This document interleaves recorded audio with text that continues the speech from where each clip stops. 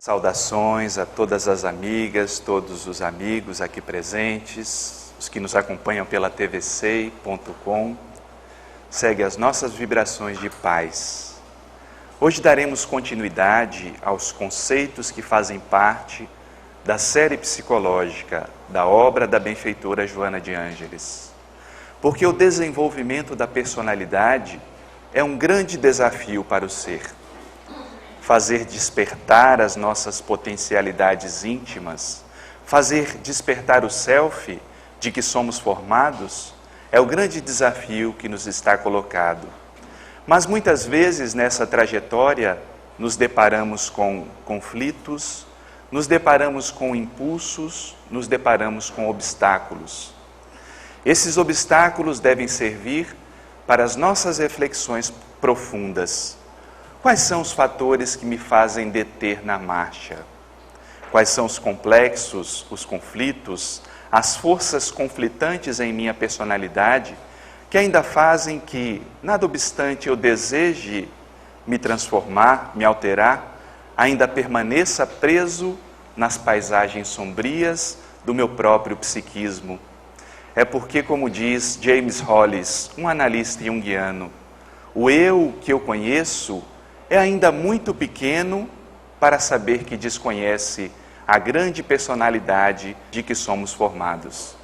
E a benfeitora Joana de Ângeles, na obra Encontro com a Paz e a Saúde, ela diz que o desabrochar das potencialidades internas do ser fazem-se muito lentamente. Enquanto as vivências orgânicas da sobrevivência, da manutenção do corpo, do repouso e da reprodução prevalecem assinalando com vigor a vilegiatura humana nas repetidas reencarnações. Então todo esse processo, esse transitar da consciência para ativar os recursos da personalidade que nos irão libertar, é um processo muito lento. Historicamente, somos recém-saídos da barbárie. 1000 anos para toda a história da humanidade é muito pouco. Se pensarmos que há 10.000 anos atrás éramos os homens e as mulheres da caverna, veremos que historicamente temos muito que ainda caminhar. Mas parece que o avanço tecnológico, o avanço da ciência, nos dá uma percepção equivocada do nosso desenvolvimento psíquico. Pensamos que somos senhores e senhoras do mundo, que podemos dominar tudo e todos. Mas se ainda não dominamos as nossas próprias emoções, se ainda não controlamos os nossos impulsos, os nossos desejos, as nossas paixões, será que somos tão senhor de nós mesmos quanto pensamos? Ou temos que, a pouco e pouco, verificar quais são essas vivências orgânicas que a benfeitora nos fala através da obra Encontro com a Paz e a Saúde? Quais são todas essas tendências de manutenção do corpo, do repouso? Quais são os instintos que ainda nos prendem muito à matéria? O que ainda nos faz reter no círculo estreito do ego, sem verificarmos a personalidade maior do que somos formado? Os nossos conflitos chamam a atenção para essa natureza. E Sigmund Freud, estudando a psique humana, ele acreditava que nós tínhamos certas pulsões, que ele estabelece como pulsões de morte e pulsões de vida. As pulsões de morte, diria ele, estão voltadas para a autodestruição da psique. Não sei se fica claro para cada um de nós aqueles momentos que nós temos impulsos destrutivos da nossa própria natureza. Mas, por outro lado, em outros momentos, somos tomados por forças harmoniosas, que são as pulsões de vida. E ele se utiliza de Eros e Thanatos, 2 seres da mitologia grega, para estudar essas pulsões. Então, um dos conceitos que é utilizado na teoria freudiana é o conceito de id. Ele fala de id dizendo que o id constitui o polo pulsional da personalidade. Os seus conteúdos, expressão psíquica das pulsões, são inconscientes, por um lado, hereditários e inatos, e por outro, recalcados e adquiridos. Então imaginemos que nessa nossa natureza espiritual, nós contemos, por outro lado, uma natureza animal, instintiva, que traz e retrata todas essas pulsões estudadas por Freud. E Jung pensava de maneira um pouco mais... Ele não usava essa terminologia de id, mas ele reconhecia que isso fazia parte também do mundo inconsciente, principalmente quando ele estuda a sombra. Na sombra estarão as manifestações também, que se tornam inconscientes e trazem todas essas pulsões. É por isso que esse homem, essa mulher de alta tecnologia, de alta ciência, vê as páginas dos jornais e se espanta com a violência, se espanta com a criminalidade, se espanta com o desregramento de que é formada a sociedade, porque desconhecemos os impulsos e as pulsões que nos habitam. Desconhecemos na linguagem freudiana o id que faz parte do nosso ser, o id que faz parte da nossa essência e que tentamos domar através do ego e do superego que iremos ver adiante. Tentamos domar essa natureza, mas se não existe um ego estruturado, se não existe um trabalho moral para a criatura humana, fazendo todo o esforço de transformação, fica difícil lidar com toda essa carga de conteúdos que nós desconhecemos. E nós podemos transformar aquilo que desconhecemos? É possível transformar aquilo que nós não conhecemos em nossa natureza? Certamente que não. Por isso que, reiteradamente, a doutrina espírita chama a atenção para a necessidade do processo do autoconhecimento. É a ferramenta que faz com que verifiquemos como anda mesmo a estruturação do ego.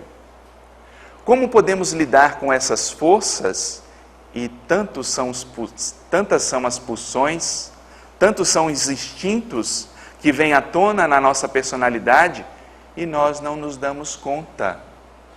Às vezes é até interessante observar que certas pessoas que têm um comportamento calmo, tranquilo, de uma hora para outra se transformam em bichos e desconhecem a si mesmo. Eu tenho uma colega de trabalho, ela parece uma freira, né? A voz mansa, calma, né? Ela mal fala, ela sussurra quando chega, dá um bom dia, você mal ouve. Mas um dia eu vi, né, a freirinha, como todos chamam no trabalho, a freirinha chegou muito agitada. E aí as pessoas logo perguntaram, mas o que houve, freirinha? Você sempre chega em paz, sempre chega muito tranquila, sempre chega dando um sorriso, um bom dia. E aí ela chegou ofegante naquele dia, ela disse que se desconheceu. Ela estava indo a caminho do trabalho, quando de repente se aproximou um assaltante. O assaltante pegou o braço dela e quando ia tomando o relógio dela, né, a freirinha simplesmente pegou a unha e cravou no braço dele e gritou alto para ele soltar o relógio dela. E o ladrão ficou tão espantado com aquele movimento que ele saiu correndo. E aí a freirinha caiu em si. O que foi que eu fiz? Desconhecemos muitas vezes esses impulsos da nossa natureza que nos levam a ações do homem e da mulher primitiva que habita em nós.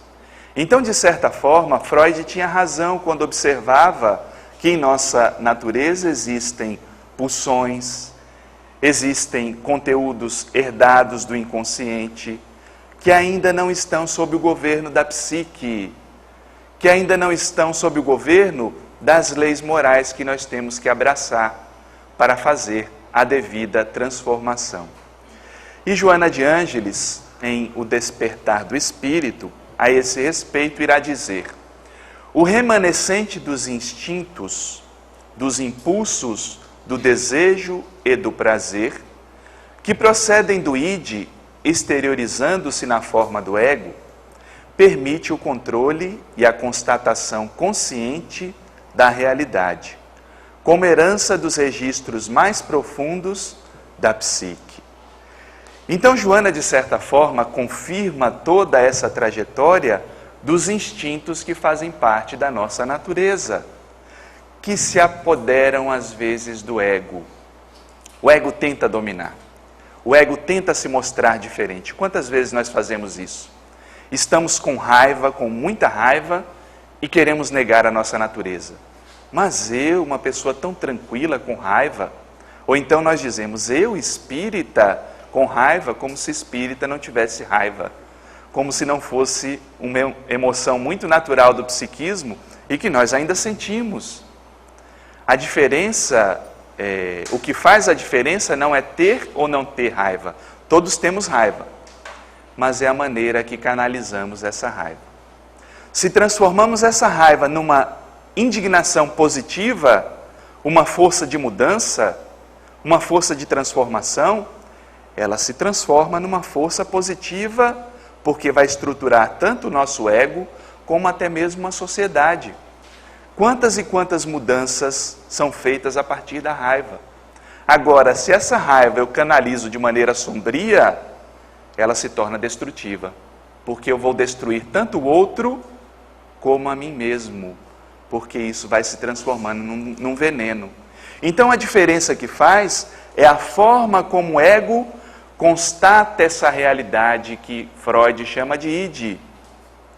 Como eu lido com aqueles sentimentos controversos? Como lido com as forças que habitam em mim e que eu ainda não sei transformar? Se eu as nego, as recalco, as deixo escondidas embaixo de um tapete, aí fica muito difícil, porque o ego vai criando mecanismos conflitivos para lidar com algo que é muito natural da nossa essência, que faz parte da nossa essência. Imaginemos a nossa personalidade, a nossa psique como um todo, formada de energia. E que para se transformar, para se tornar pleno, nós temos que utilizar todas essas energias que somos formados. Deixando parte dessa energia na sombra, conseguiremos ser plenos? Certamente que não, porque faltará parte.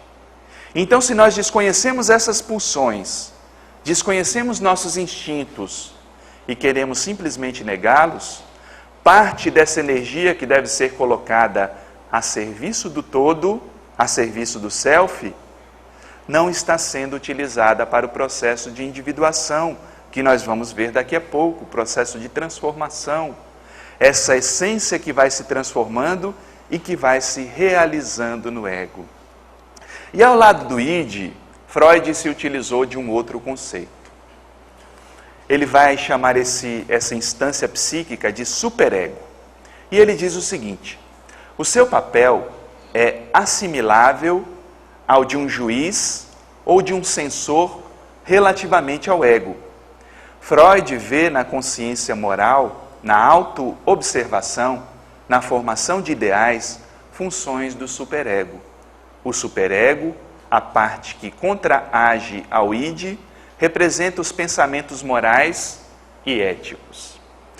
Então ele considerava o seguinte: bom, nós temos todas essas pulsões, esses instintos herdados que habitam o nosso mundo interno. Mas com o processo educacional, quando nós passamos a conviver em sociedade, quando somos educados na família, esses impulsos vão sendo contidos pela estrutura coletiva e pelo senso de direcionamento que o próprio ego vai formando. Bom, quando nós somos pequenos, muitas vezes mamãe e papai dizem: isso é bom, isso não é bom. Assim você fica feio, assim não fica feio. Então imaginemos a criança formando a noção do que é positivo, do que é negativo, do que ela pode fazer, do que ela não pode fazer, de acordo com o contexto familiar, de acordo com o contexto social que ela vive. Então isso ajudaria a formar um sensor psíquico que controlaria por outro lado, as pulsões do id, os instintos e pulsões. E tudo isso quem faz o intermediário é o ego. O ego intermedia todo esse processo de lidar com suas pulsões e ao mesmo tempo verificar o que o sensor diria se eu fizesse isso. Então nós vamos criando essa censura de acordo com as nossas atitudes.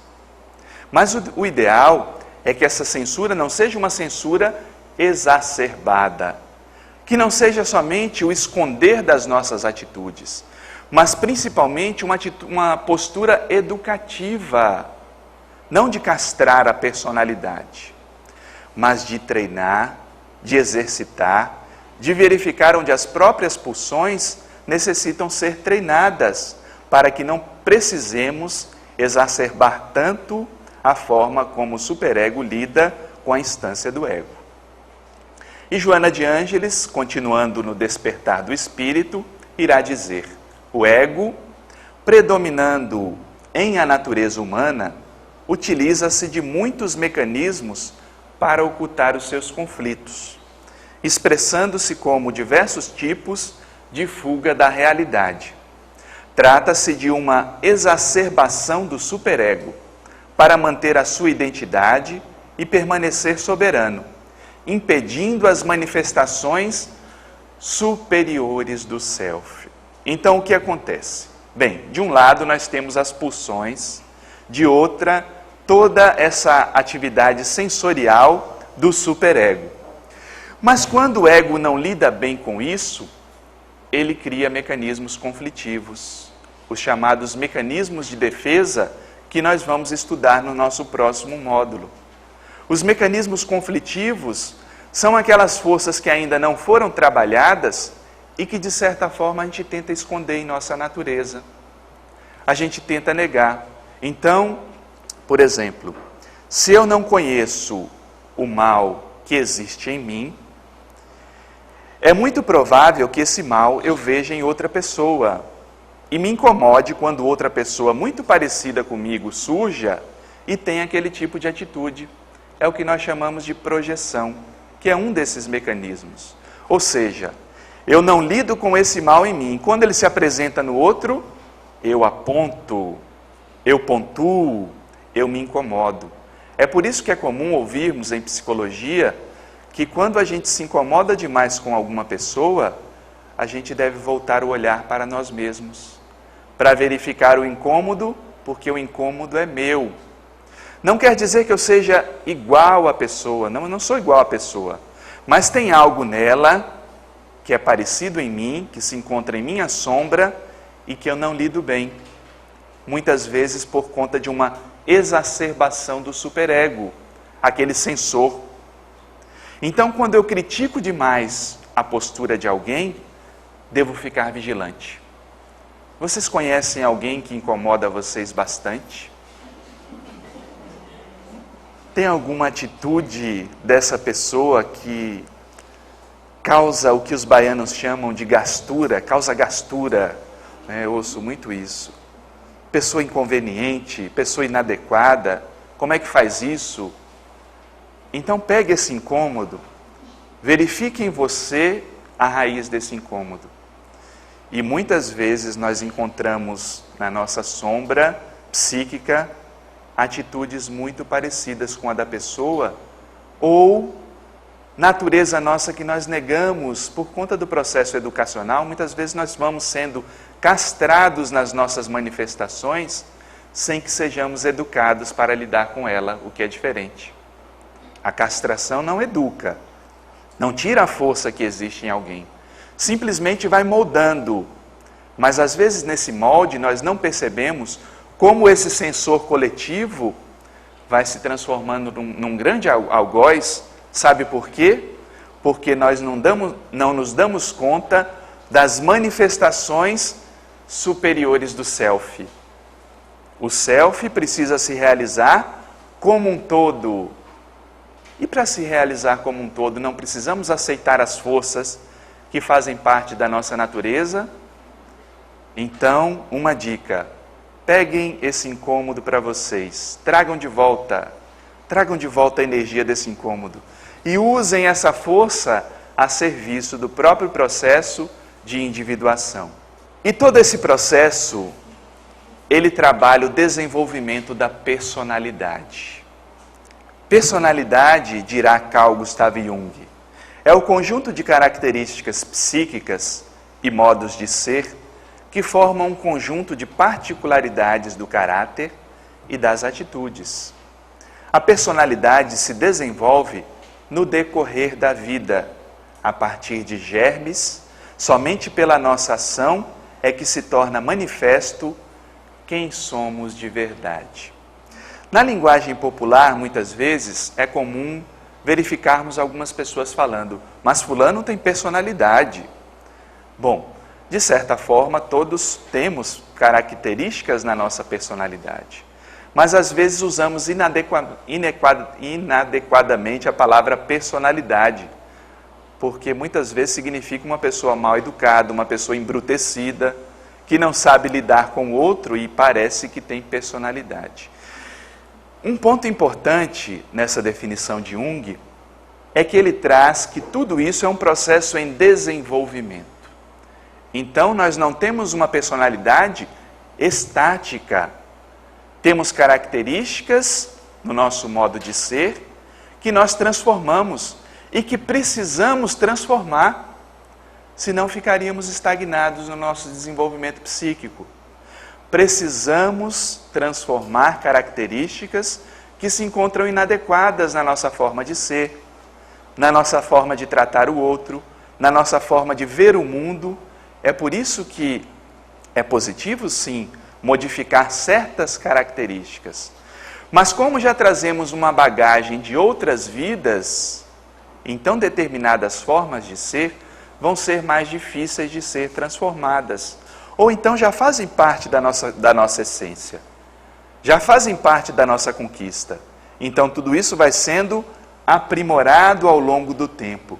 E é interessante quando ele traz que somente pela nossa ação é que se torna manifesto quem somos de verdade. Então, não é necessária somente a reflexão. A reflexão é um processo inicial. Mas se essa reflexão não se transforma em ação, em uma modificação, uma transformação na forma de ser, não há mudança de personalidade. E aí, muitas vezes, nós ficamos presos nos transtornos de personalidade. Como se vários eus habitassem o nosso mundo interno. Quando a gente não sabe quem é, qualquer imagem que nos derem serve. Aí Joana trabalha a chamada pessoa espelho. A pessoa espelho é aquela que reflete a conveniência dos outros. Como eu não sei quem sou, eu posso ser qualquer um. Então, qualquer ambiente, eu vou me moldando de acordo com as características do ambiente.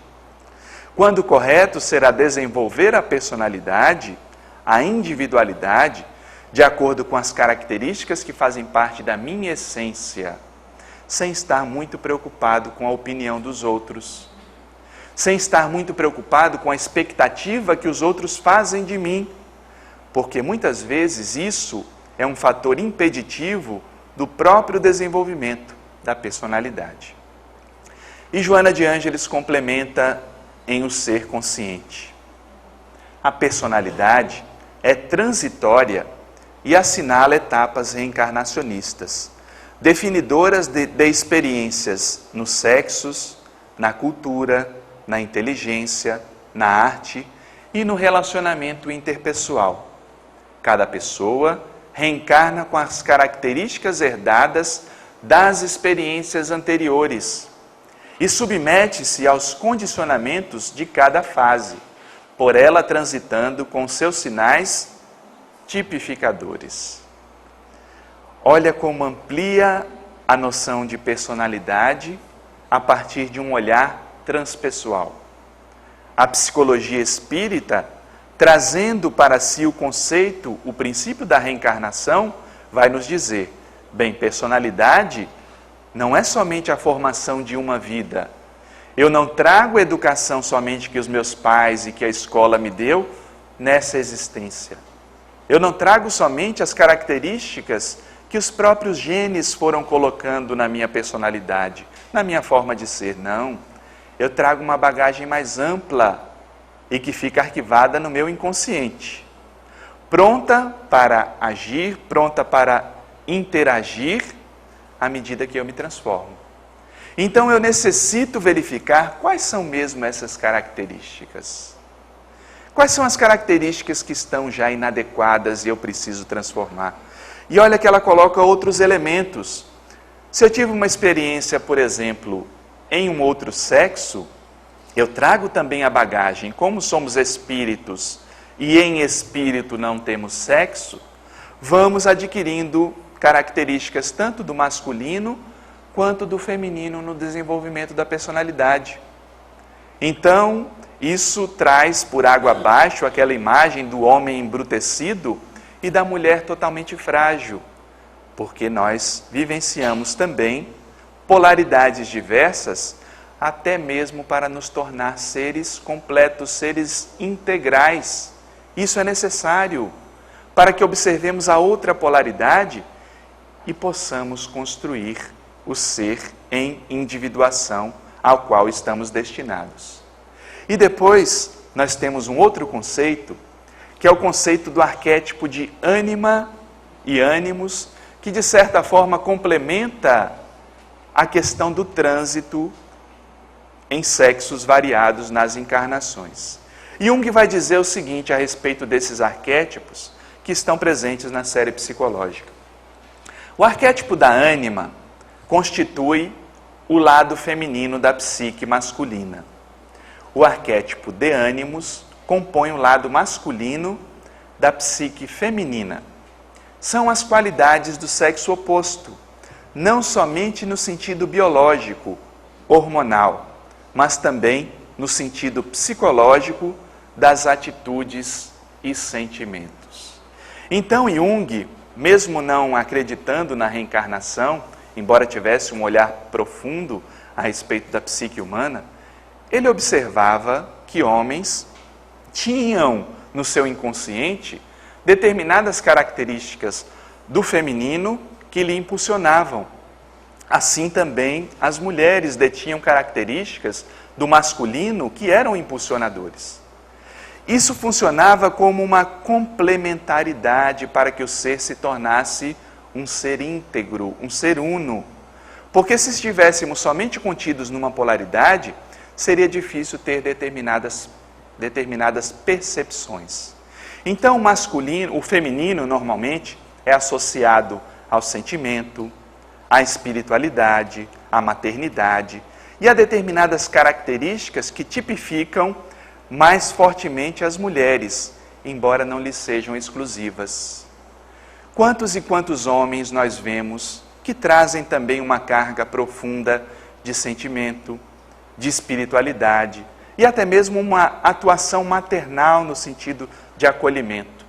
Por outro lado, quantas mulheres também nós conhecemos que são duras, enérgicas e que enfrentam situações como uma fera enfrenta.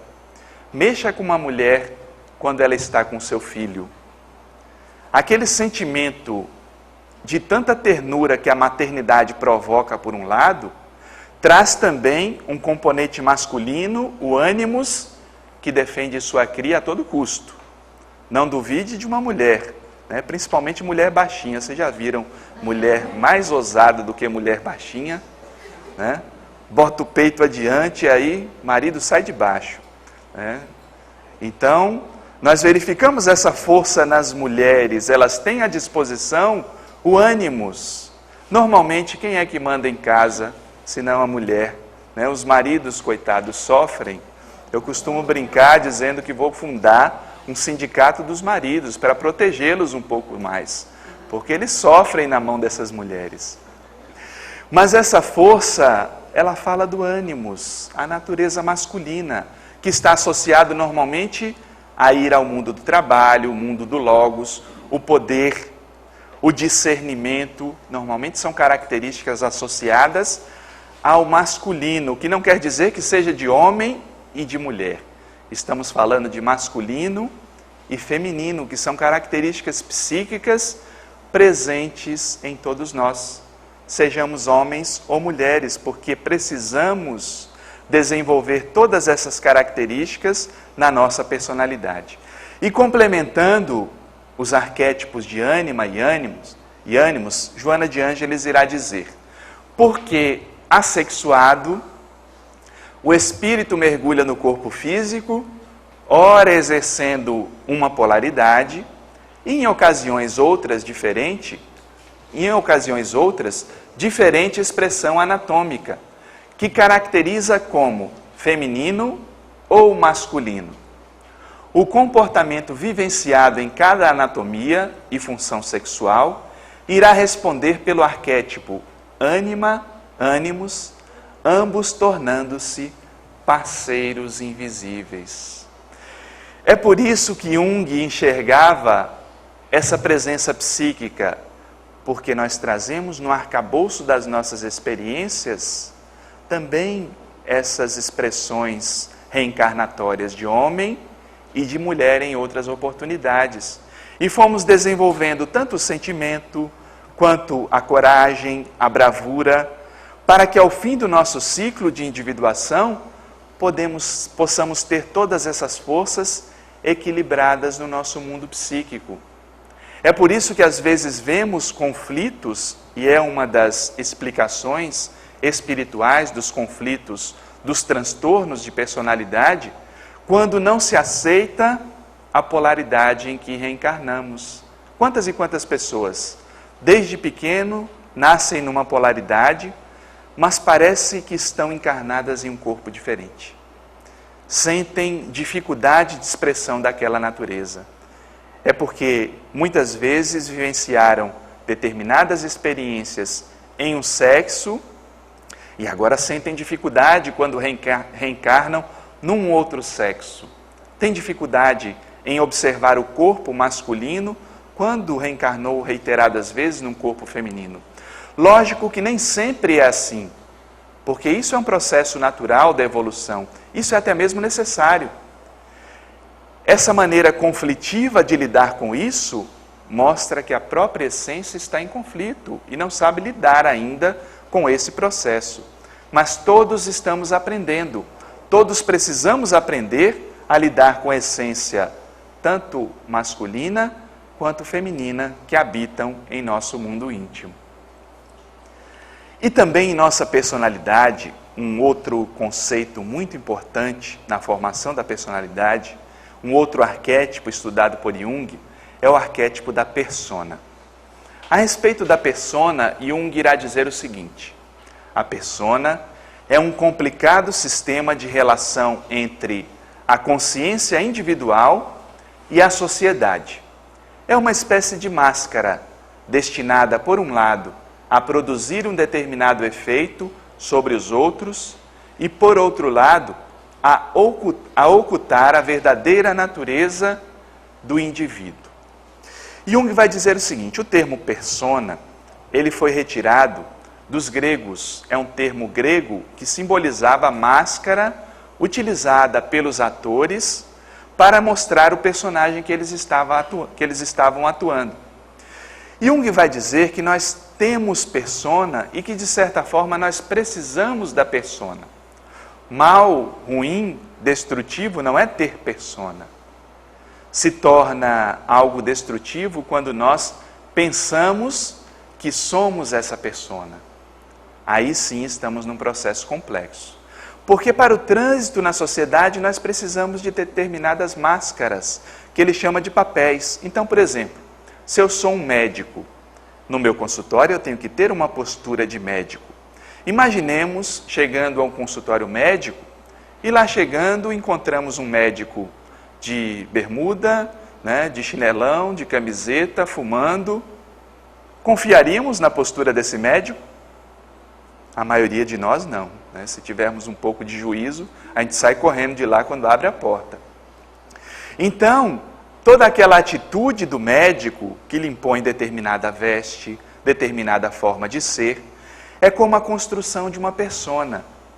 E isso é positivo para que a sociedade crie laços de confiança.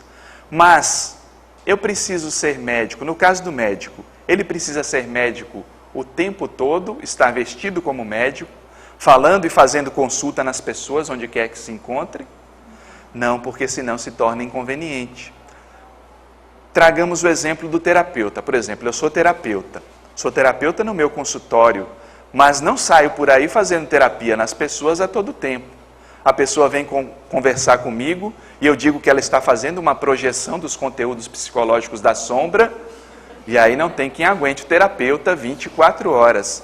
Imaginemos então eu e Iris dentro de casa, 2 terapeutas. Será que quando a gente conversa a gente vai estar analisando um ao outro? Não, não vamos ficar. Eu me permito ser uma pessoa normal dentro de casa também. Me permito ter os meus problemas também, como um ser humano comum. Então não é todo o tempo que eu tenho que usar aquela persona. E isso serve para outros papéis também. O papel de mãe, o papel de pai. Quantas pessoas querem ser mães de todo mundo? Querem cuidar, abraçar, trazer comida e ter um cuidado todo especial para todas as pessoas. Lógico que ser carinhoso, afetuoso é positivo, mas às vezes o excesso é patológico. Eu estou vestindo determinada persona para ser aceito e não porque isso faz parte da minha personalidade. Se trata de um conflito e que eu preciso cuidar. Então as personas servem para estabelecer um elo entre o eu que eu sou e a sociedade que precisa lidar com determinadas características. Funciona de certa forma também como um sensor. Se lembram do conceito de superego? A persona também funciona como um sensor. Porque vamos moldando às vezes a criança a como se comportar. Olha, você já vai chegar na casa de fulano, vai ficar quietinho. Só vai comer quando lhe oferecerem. E aí a mãe vai dando aquela lista de... Normalmente é a mãe, né? Eu falo da mãe, coitada, como se fosse a única culpada. Normalmente é a mãe que faz, mas os pais fazem. Dão aquela lista de coisas que a criança tem que fazer, e a criança sim, quando chega lá faz tudo diferente, porque faz parte da essência da natureza dela. Mas se for uma criança adaptável, vai condicionando determinadas características, formas de ser, e se não tomar cuidado, se transforma numa persona rígida, numa pessoa sempre socialmente correta, polida, mas que muitas vezes não lida com seus próprios instintos, com seus próprios impulsos. E continuando, Joana de Ângeles irá dizer a respeito da persona. Sob a máscara da personalidade encontram-se expressões insuspeitáveis da realidade, que somente a largo tempo e com o auxílio das lentes da percepção profunda consegue identificar. Aí fica a pergunta para você. Qual é a persona que você usa mais constantemente? Qual é a característica que você faz questão que as pessoas percebam em sua natureza? Como é que você se define? Normalmente, a forma como nós nos definimos trazem algumas características da persona que nós vestimos. Eu faço questão que as pessoas me vejam como alguém muito educado, muito polido, ou muito culto, muito intelectual. Normalmente são características formadas na persona, mas que por trás da máscara nós temos atitudes, pulsões, desejos, qualidades também, que às vezes nem imaginamos. Sequer nos damos conta de tão rígida que a persona vai ficando às vezes em nossa cara e nós não conseguimos tirar. É por isso que é necessário, com o auxílio das lentes, aprofundar a percepção de si mesmo. Modificando as nossas lentes, colocando lentes mais profundas no nosso psiquismo, vamos observando essa nossa natureza profunda. E todo esse processo de desenvolver o si mesmo se chama individuação. Individuação é um conceito que Carl Gustav Jung trouxe, e ele vai dizer o seguinte a respeito desse conceito. O objetivo do processo de individuação é fazer o indivíduo tornar-se a pessoa que realmente é. É um processo de diferenciação, no qual o ser desliga-se dos complexos e dos padrões coletivos, das expectativas de papéis, daquilo que os outros esperam dele, para tornar-se um ser único. Imaginemos que em nossa essência habita o self. Somos regidos pelo self. Somos regidos por esse arquétipo, a imagem divina em nós, que quer fazer todo o processo de transformação. Mas que ao longo da nossa jornada nós vamos construindo ao redor da nossa personalidade complexos, vamos transformando a sombra densa, vamos tendo esses impulsos que fazem parte do id, vamos criando sensores, conflitos, mecanismos de defesa, vamos estabelecendo personas rígidas que criam como se fosse uma névoa em torno desse eu que sou. Então o ego não consegue perceber, por conta da sombra que faz parte da sua natureza, o eu que ele verdadeiramente é. E todo esse processo de transformação daquilo que eu sou em essência, para que venha a ter uma vivência efetiva no ego, se chama individuação. A individuação não é regida pelo ego, mas ela se concretiza através do ego. A individuação é um processo que se dá naturalmente ao longo das reencarnações. Quando vamos reencarnando em culturas diferentes, em sexos diferentes, em posições sociais diferenciadas, vamos adquirindo características, desenvolvendo potencialidades, vamos tirando o véu da sombra que faz parte da nossa natureza, ou seja, vamos nos individuando. E trazendo o conceito espiritual, Joana de Ângeles irá dizer a respeito da individuação. É o momento da conquista da consciência. Não a consciência enquanto aquele campo restrito do ego, mas a consciência maior. Do discernimento claro da conscientização do si mesmo. Si mesmo é sinônimo de self. Então, muitas vezes nós vamos ver o nome si mesmo, outras vezes vamos ver o nome self. Esse processo pode dar-se naturalmente ao longo das reencarnações ou através de cuidadosa psicoterapia. Graças a essa conquista, é possível separar a personalidade individual do coletivo. Ao tempo em que se adquire consciência de responsabilidade social e humana pelo coletivo. Então, quando trazemos à tona o olhar espiritual, nós vemos que o processo de individuação é possível porque numa só existência não nos seria concedida a oportunidade de trazer à tona todos esses conteúdos. Jung percebia esse conceito, percebia esse processo, mas por não deter o olhar espiritual profundo, ele achava que isso se tratava de um movimento, quase um movimento para o qual a psique se direcionava, mas que nunca se concretizava. Mas em espírito sabemos, esse processo se concretiza.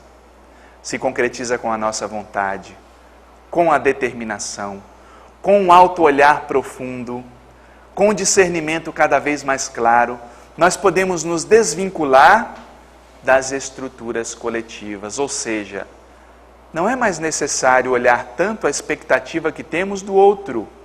Não é importante o que os outros achem de mim.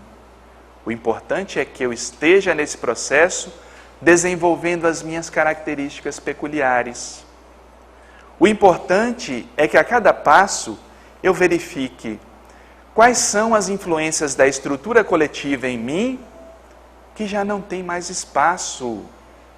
E quando Joana fala de estruturas coletivas, ela fala de família, ela fala de cultura, ela fala de sociedade.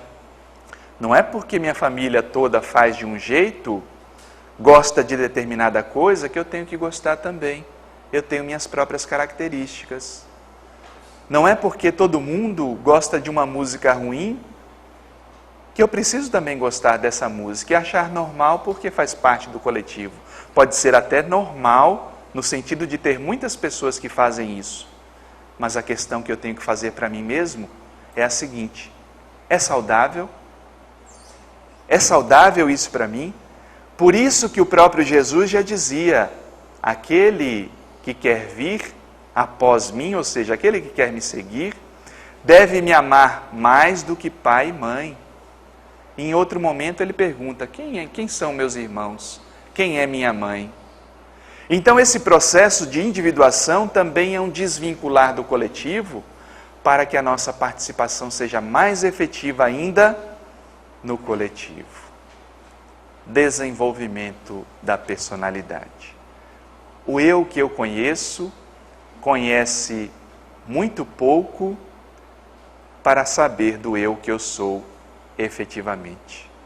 Então, todo esse processo de individuação é um convite para nós. É um convite para a transformação. Todos esses conceitos não são apenas conceitos para serem lidos e entendidos, mas principalmente para serem vivenciados em nossa essência, para verificarmos os pontos que nós nos encontramos presos e fazer a trajetória da individuação que aguarda a todos nós. Abraços, votos de muita paz para todos vocês e até o nosso próximo encontro.